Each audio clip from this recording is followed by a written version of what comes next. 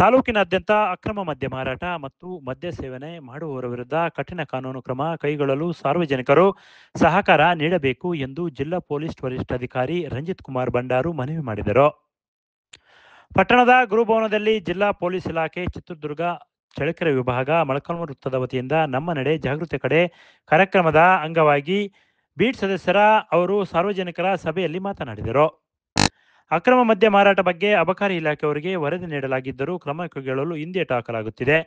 ಸಾರ್ವಜನಿಕರು ದೂರಿನಂತೆ ರಸ್ತೆಗಳಲ್ಲಿ ಟ್ರಾಫಿಕ್ ವ್ಯವಸ್ಥೆ, ಬೀದಿ ದೀಪ ಹಾಗೂ ಸಿಸಿ ಕ್ಯಾಮೆರಾ ಅಳವಡಿಕೆ, ಲೋಕೋಪಯೋಗಿ ಇಲಾಖೆ ಅಧಿಕಾರಿಗಳೊಂದಿಗೆ ಸರ್ವೆ ಕ್ರಮ ಕೈಗೊಳ್ಳಲಾಗುವುದು.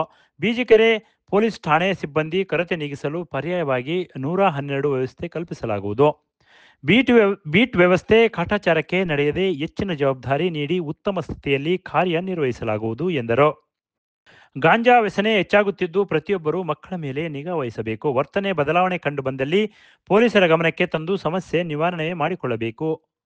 ರಸ್ತೆ ನಿಯಮಗಳು ಪಾಲಿಸಿ ರಸ್ತೆ ಅಪಘಾತವಾಗದಂತೆ ಜಾಗೃತಿ ವಹಿಸಬೇಕು. ಅಪ್ರಾಪ್ತರಿಗೆ ವಾಹನ ಚಾಲನೆ ನೀಡಿದ್ದಲ್ಲಿ ಪೋಷಕರಿಗೆ ದಂಡ ಮತ್ತು ಜೈಲು ಶಿಕ್ಷೆ ವಿಧಿಸಲಾಗುವುದು. ಬಾಲ್ಯವಿವಾಹ ಕಾನೂನು ಪ್ರಕಾರ ಅಪರಾಧವಾಗಿದ್ದು ಬಾಲ್ಯವಿವಾಹ ಮಾಡಿದ್ದಲ್ಲಿ ಶಿಕ್ಷೆಗೆ ಒಳಪಡಿಸಲಾಗುವುದು ಎಂದು ಎಚ್ಚರಿಸಿದರು.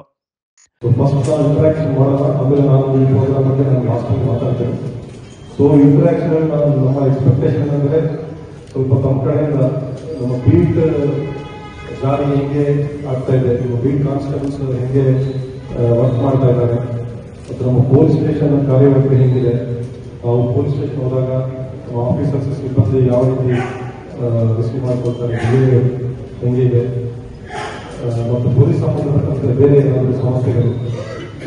ಸೊ ಈ ಕೆಲವು ಇಶ್ಯೂಸ್ ಬಗ್ಗೆ ಸ್ವಲ್ಪ ಫೀಡ್ಬ್ಯಾಕ್ ಫಸ್ಟ್ ನಾನು ತಗೊಳ್ತೀನಿ. ಸೊ ಅದಕ್ಕಾಗಿ ನಾವು ಮಾತಾಡಬೇಕು ಮತ್ತು ಇಶ್ಯೂಸ್ ಸ್ವಲ್ಪ ಮುಕ್ತವಾಗಿ ಹೇಳಿದರೆ ತುಂಬ ಜನ ಮಾತಾಡಲಿಕ್ಕೆ ಅವಕಾಶ ಇರುತ್ತೆ. ಮತ್ತು ಪೊಲೀಸ್ಗೆ ಸಂಬಂಧಪಟ್ಟಂಥ ಇಶ್ಯೂಸ್ ಮಾತಾಡಿದ್ರೆ ನಮಗೂ ಸಮಯ ಇರೋದಿಲ್ಲ. ಸೊ ಅದಕ್ಕಾಗಿ ಪ್ರಬಂಧನ ಯೂಸ್ ಮಾಡ್ತಾರೆ. ಪ್ರತಿಯೊಬ್ಬರು ಕೂಡ ಪೊಲೀಸ್ ಸಂಬಂಧಪಟ್ಟ ವಿಚಾರಗಳು ಏನಿದೆ ಸ್ವಲ್ಪ ನಮಗೆ ಫೀಡ್ಬ್ಯಾಕ್ ಕೊಡಿ. ಈ ಒಂದು ಜಾಗೃತಿಯ ಕಾರ್ಯಕ್ರಮವನ್ನ ಈಗ ಆಲ್ರೆಡಿ ಯಶಸ್ವಿಯಾಗಿ ನಡೆಸಿದ್ದಾರೆ.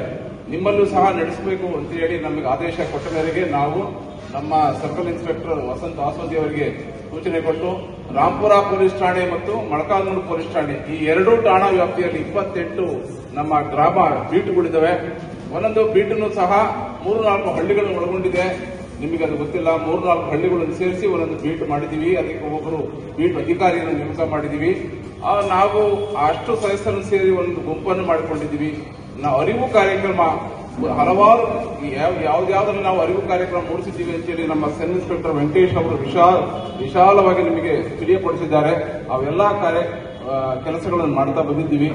ಈ ದಿವಸ ಏನು ಈ ಕಾರ್ಯಕ್ರಮ ಜಾಗೃತಿ ಕಾರ್ಯಕ್ರಮವನ್ನು ನಾವು ನಮ್ಮ ಸಶಸ್ತ್ರ ಮೀಸಲು ಪಡೆಯಿಂದ ನೋಡಿ, ನೀವು ಯಾವತ್ತೂ ಸಹ ನೋಡಿಲ್ಲ, ನಿಮ್ಮ ಮಕ್ಕಳು ಸಹ ನೋಡಿಲ್ಲ.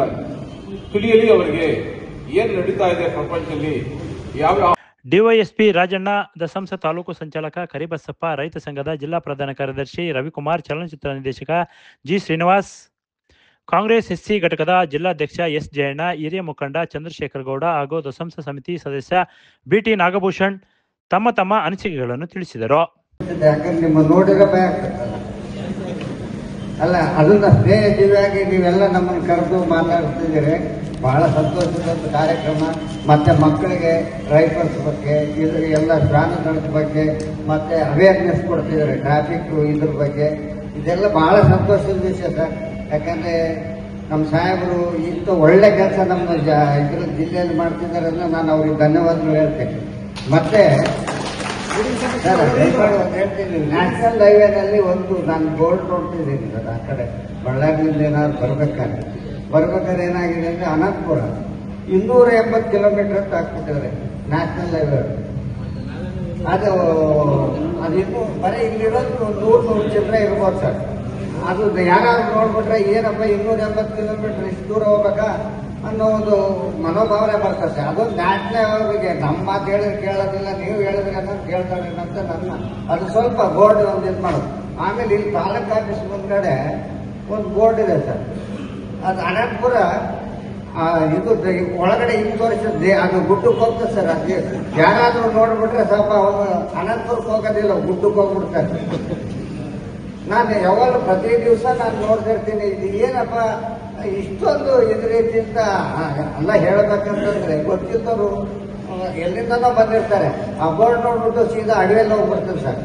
ಅದೊಂದು ದಯಮಾಡಿ ಅಲ್ಲ, ನಾವು ಹೇಳ್ಬೇಕಂದ್ರೆ ಇವಾಗ ನಾವು ಹೇಳಿದ್ರೆ ಕೇಳಲ್ಲ, ನೀವು ಹೇಳಿದ್ರೆ ಕೇಳ್ತೀರಿ. ಯಾಕಂದ್ರೆ ಒಂದು ಬಟ್ಟೆ ಇದೆ ಸರ್, ನಿಮ್ಮ ಮಾತು ಬೆಲೆ ಇರುತ್ತೆ. ನಮ್ಮಂತವ್ರು ಹೇಳಿದ್ರೆ ಬಹಳ ಕಷ್ಟ ಆಗ್ತದೆ.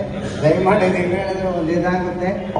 ಮತ್ತು ಮದ್ಯ ಮಾರಾಟ ನಿರಂತರವಾಗಿ ನಡೀತಾನೆ ಇದೆ. ನಾವು ಹಲವಾರು ಬಾರಿ ಸಹ ಹೇಳಿದ್ದೀವಿ, ಅವರು ಕ್ರಮ ತಗೊಂಡಿದ್ದಾರೆ, ಇಲಾಖೆಯವರು ಸಹ ಕ್ರಮ ತಗೊಂಡಿದ್ದಾರೆ. ಇದು ನೇರವಾದಂತ ವಿಚಾರ ಏನ್ ಸರ್ ಅಂತಂದ್ರೆ, ನಾವೇ ಹಲವಾರು ಬಾರಿ ಅವ್ರನ್ನ ಬಿಡ್ಕೊಂಬಂದಂತ ಬಿಡಿಸ್ಕೊಂಡು ಹೋಗಿರ್ತಕ್ಕಂಥ ಉದಾಹರಣೆಗಳು ಸಹ ಇದ್ದಾವೆ. ನಾವು ಸಹ ಅವರಿಗೆ ವಾರ್ನಿಂಗ್ ಮಾಡಿದ್ದೀವಿ, ಇಲಾಖೆಯವರು ಸಹ ವಾರ್ನಿಂಗ್ ಮಾಡಿದ್ದಾರೆ. ಅನಿವಾರ್ಯ ಪರಿಸ್ಥಿತಿಯಲ್ಲಿ ಅದು ನಿರಂತರವಾಗಿ ಇವತ್ತು ನಡೀತಾನೆ ಇದೆ. ನಮ್ಮ ಪಕ್ಕದಲ್ಲಿ ಸಹ ನಡೀತಿದ್ದು ಸಹ ನಾನು ನೇರವಾಗಿ ಬಸಣ್ಣನ ಮಾರ್ಗದಲ್ಲಿ ಅಂತೇಳಿ ಬಂದು ಹೇಳಂತ ಪರಿಸ್ಥಿತಿಯಲ್ಲಿ ಸಹ ಇವತ್ತು ನಾವು ಇದೀವಿ. ಯಾಕಂತಂದ್ರೆ ಅದೊಂದು ಸ್ಥಳೀಯ ಸಮಸ್ಯೆ. ಈಗ ಬಸಣ್ಣ ನನ್ನ ಸ್ನೇಹಿತ, ದಲಿತ ಸಂಘರ್ಷ ಸಮಿತಿ ಸಂಚಾಲಕ. ಮೊಟ್ಟ ಮೊದಲನೇದಾಗಿ ಚಿತ್ರದುರ್ಗ ಜಿಲ್ಲೆಯ ಜಿಲ್ಲಾ ಪೊಲೀಸ್ ವರಿಷ್ಠಾಧಿಕಾರಿಗಳ ನೇತೃತ್ವದ ಇಡೀ ಪೊಲೀಸ್ ತಂಡಕ್ಕೆ ಮೊಟ್ಟ ಮೊದಲನೇದಾಗಿ ತುಂಬ ಹೃದಯದ ಅಭಿನಂದನೆಗಳನ್ನು ನಾನು ಜಿಲ್ಲೆಯ ಪರವಾಗಿ ಸಲ್ಲಿಸೋದಕ್ಕೆ ಇಷ್ಟಪಡ್ತೇನೆ.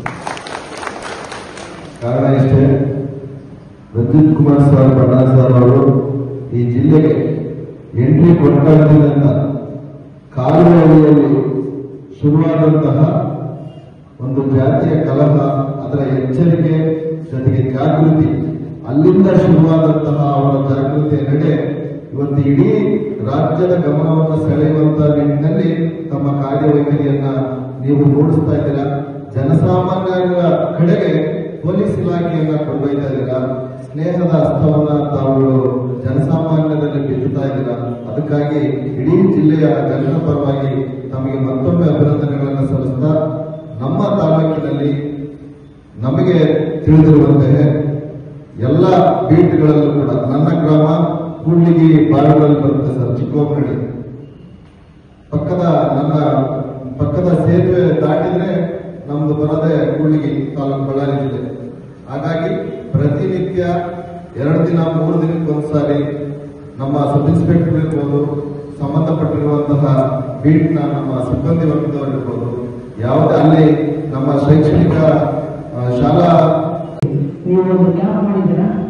ಇವತ್ತು ಹಳ್ಳಿಗಳಲ್ಲಿ ಬೇಕಾದವರಿಗಾಗಿ ರೈತರು ಓಡೋದು ಕೇವಲ ಓಡಾಟಲ್ಲ ಅಂತಿದೆ.